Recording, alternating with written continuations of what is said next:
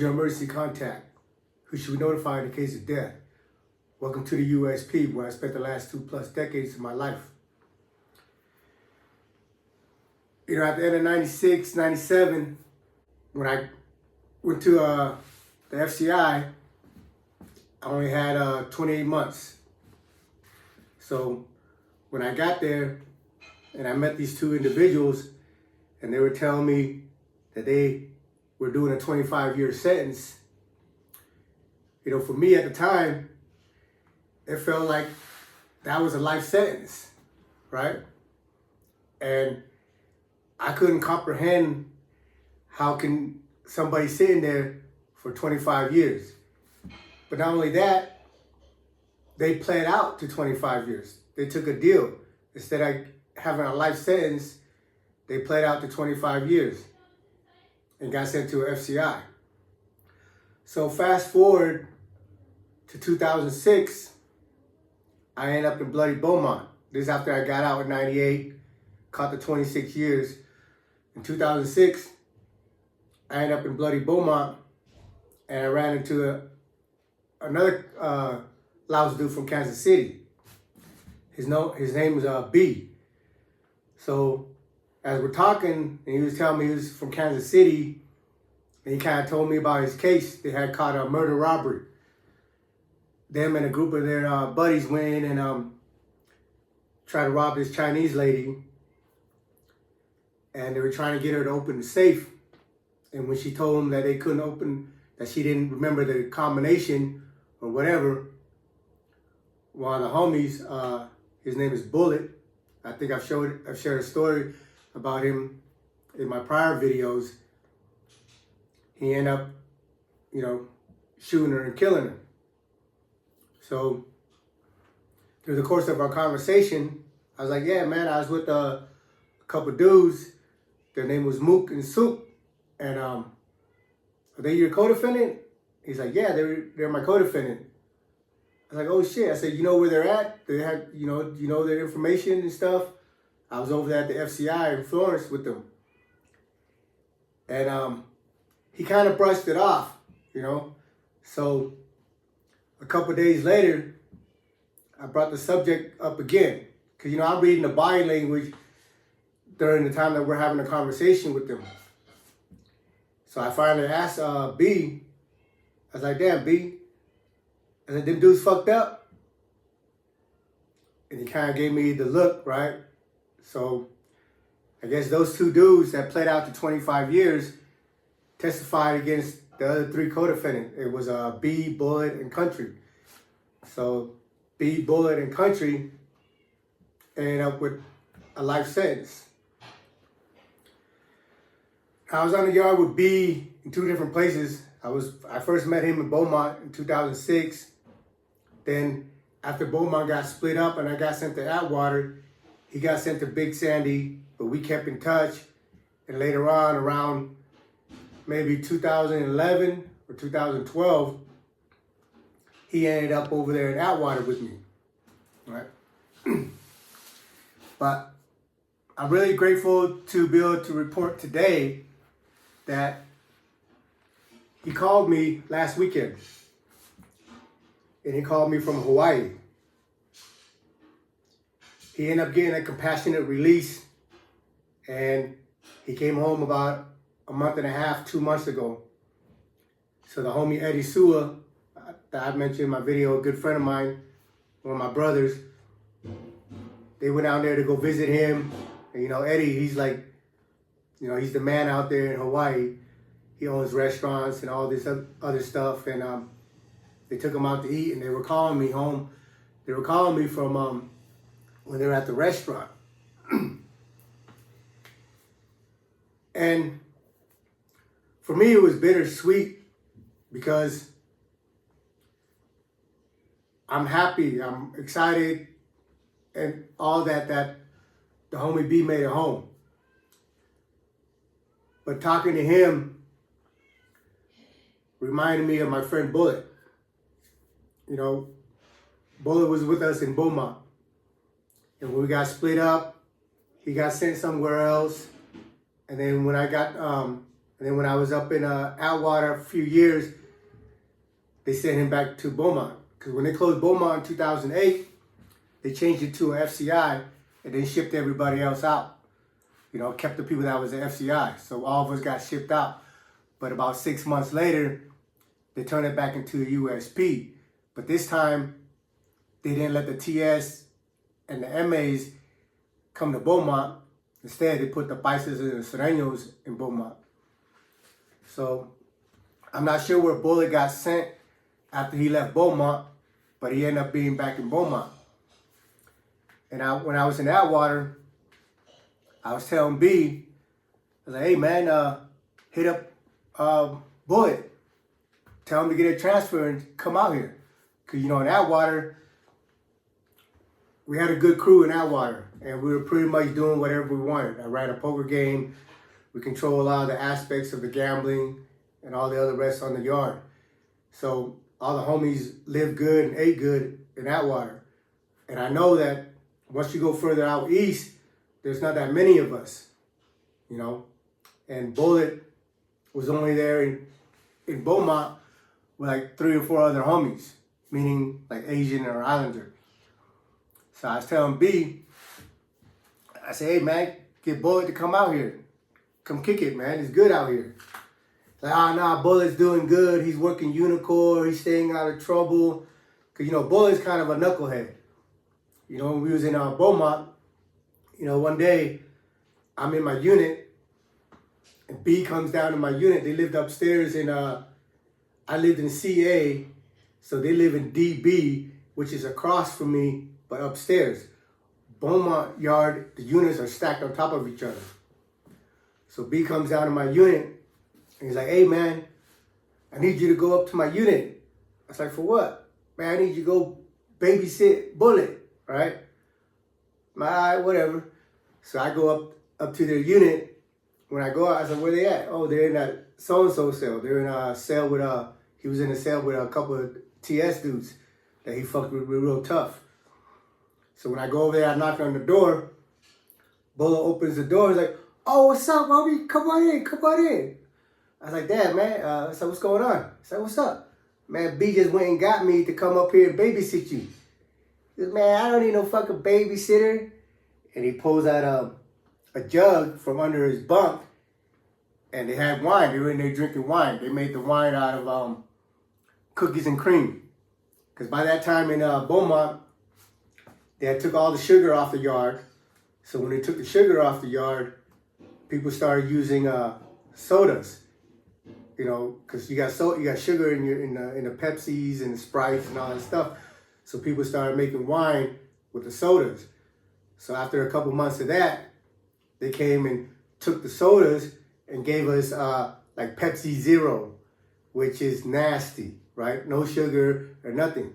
So when they did that, people started, using other stuff like chocolate cookies and Snicker bars and Milky Ways and all the other stuff. And they had made this wine that was out of cookie and cream. They take the cookie, they split it up, scrape all the cream off of it, and use that for the sugar. So when it came out, it was like milk chocolate, but with alcohol, right? It was good. For us, as long as you can taste the alcohol, as long as the alcohol is in that, we pretty much don't really care what it tastes like, right? So instead of babysitting Bullet, I end up in that block for half the day, drinking and partying with the homies. And, I met a lot of people along the way, man. But Bullet was one of the guys that I really liked. I like a lot of my homies. I met a lot of good people. But I liked him because, he was smaller than me. He was like 5'2", right? So he was only a couple inches above being a midget. But he had heart. He spent 7 years on death row. Then after he got out of death row, he was in Pollock. And in Pollock, one of his sunglasses was missing. And later on, a few days later, he seen it on this big old black dude's head. And he went over there and told the dude that was his glasses, and the dude kind of brushed him off like, man, get the fuck out of here. So Bullet came back and just started stabbing dude. But dude's like 6 foot something, Bullet is like 5'2". So, he didn't get beat up or nothing, but he couldn't do the damage that he was intending to because, sometimes size really does matter. And the dude just kind of threw Bullet off him like a rag doll. But he ended up in Marion for that. And after they closed down, he spent a few years in Marion.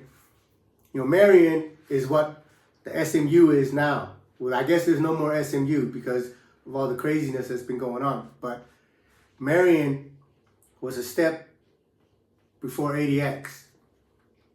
And after they closed down Marion, that's where they sent him to Beaumont, and that's where we met. And that was my road dog. We kicked it. We used to go out in the yard. We work out together on the yard. We walk the track. And when we were in Beaumont, it was really high tension in Beaumont. They didn't name it Bloody Beaumont for no reason. Like, literally, every time we came out of the unit, somebody got chopped up. So when we walk the track and when we do our push-ups, I would do my push-up facing him and he would do his push-up facing me. And that's so that I can watch his back and he can watch mine. Because, in Beaumont, you never know when something's going to pop off for whatever reason. When we go use the bathroom, they have toilets on the yard, urinals on the yard. When you go take a piss, one guy goes in the urinal because it's an open space. They probably have like a pony wall about, high as my chest that, surrounds the toilet or whatever. But when you go in, somebody goes in and the other guy stands in the doorway, faces out to keep security. And you had to do that because, when things go on in the penitentiary, you might not be in any type of funk. You might be just chilling, minding your business, but your homie in a unit or your homie on another yard might get into an argument with somebody and something pop off over there. Their homeboy sees it. The homeboy that's on the yard with me, they might look over there and see the confrontation. Oh, it's with the Asians. And they're going to turn around and see us over here. They're going to come hit us. That's mandatory. If your people is getting into it, you got to, if one of my homeboys getting into it with the whites or the Mexicans or the blacks, even though they're on another yard or in a unit, and I know about it, I got to turn around and hit whoever they're getting into it with. Because if I don't, then I'm going to be held accountable. And it's just that mentality. So we all know that when we're moving around the yard, we always got to be on our P's and Q's, be hyper vigilant, be aware of all your surroundings because at any given time, things are going to pop off. Well, fast forward to 2017, when I hit Florence, I had a couple dudes that was with Bullet in Beaumont. And we were in a conversation. They were telling me, they asking me who I know and this and that. They were telling me who they were over there in Beaumont with. And Bullet's name came up. I was like, oh man, how's he doing? And the guy that I was talking to, who became a friend of mine, was Rick. He's from Florida, Puerto Rican dude. Older man, been down over 30 years, life sentence. And he kind of looked at me. It was almost like he didn't want to tell me what happened, right? I was like, what's up? He's like, you don't know? I was like, nah, know what? He said, man, Bullet killed himself. They say when they found him, He had a plastic bag over his head and a sheet around his neck, suspending from the bunk.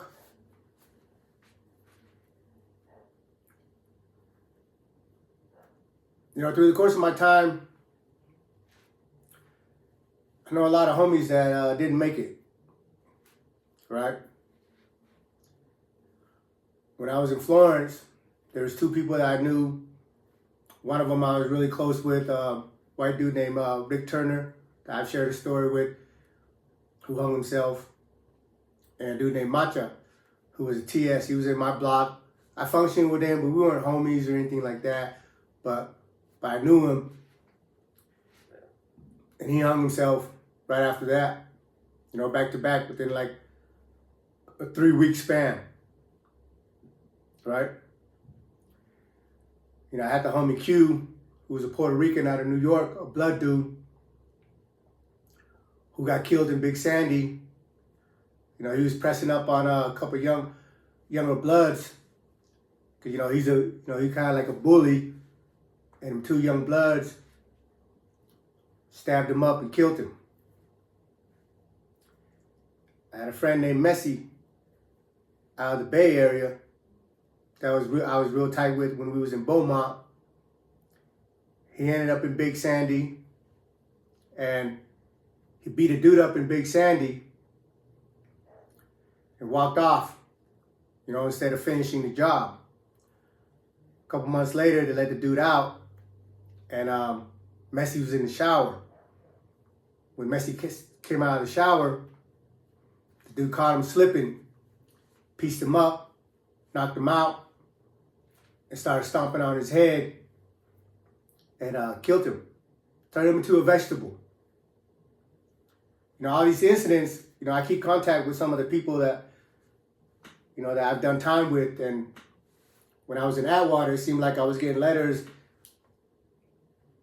every few months about somebody that I knew that got killed. And all of them hurt, you know, but I was really, real tight with Bullet. You know, when the news came down that he had done that, it kind of broke my heart. You know, because you get mixed feelings, right? Because it was almost better for me if he had got killed. If he had gotten a riot and got stabbed up or OD'd or something. But when the news was that he took his own life, you know, for us in there, I don't want to say, it's not all of us, but for a lot of us, is we have that stubbornness, that determination not to let the system break you.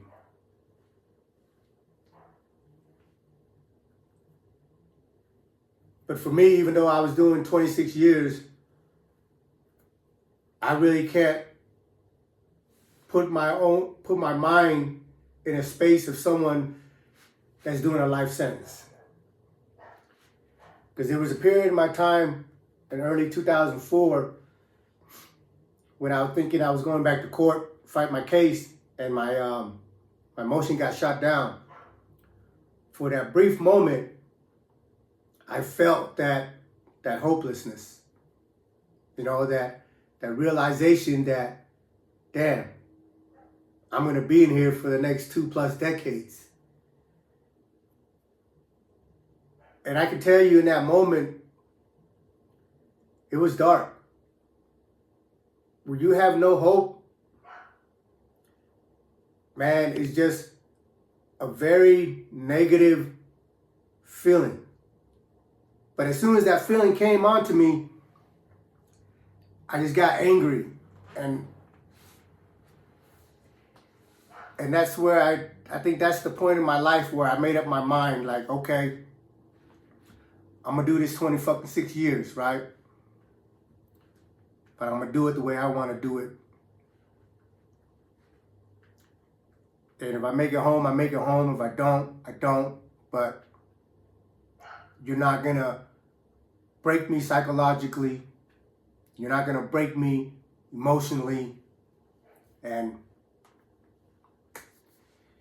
yeah, I use that anger to propel me to get through the next 2 decades.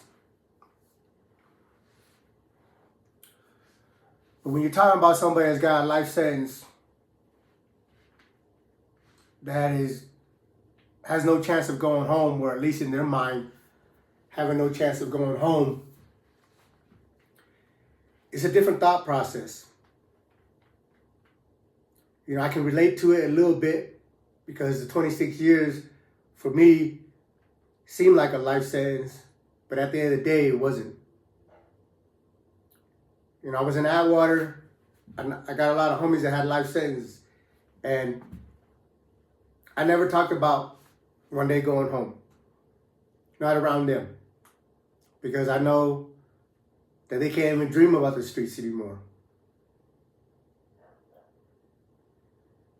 And you know, for me, like I said, I'm not here to justify people's actions.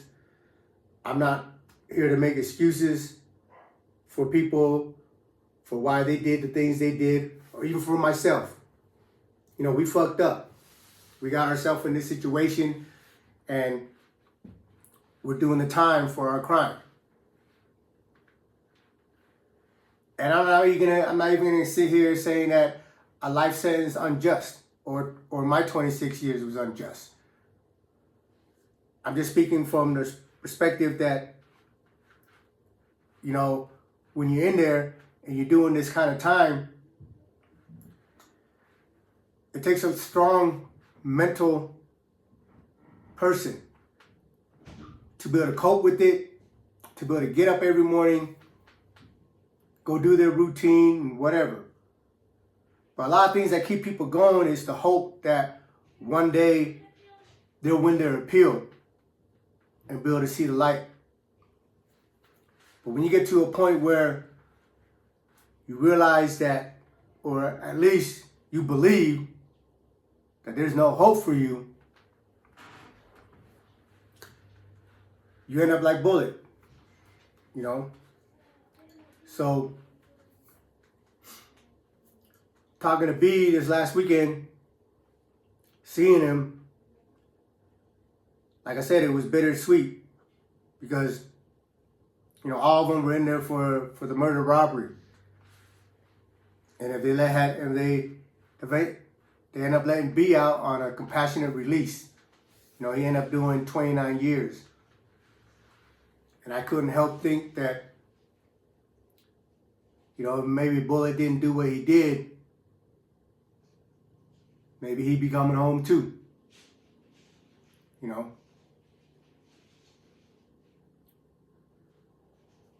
You know, I tell people, man, prison is full of condemned men. It's a place of misery. It's a place of hopelessness. I personally wouldn't wish my worst enemy there. I wouldn't wish anybody there, regardless of what they've done. You know, if I had to go back to prison for another 26 years, I'd rather them just smoke me. Smoke me out here on the streets, man. Don't tell on me. Don't send me back in that box. Welcome to the USP.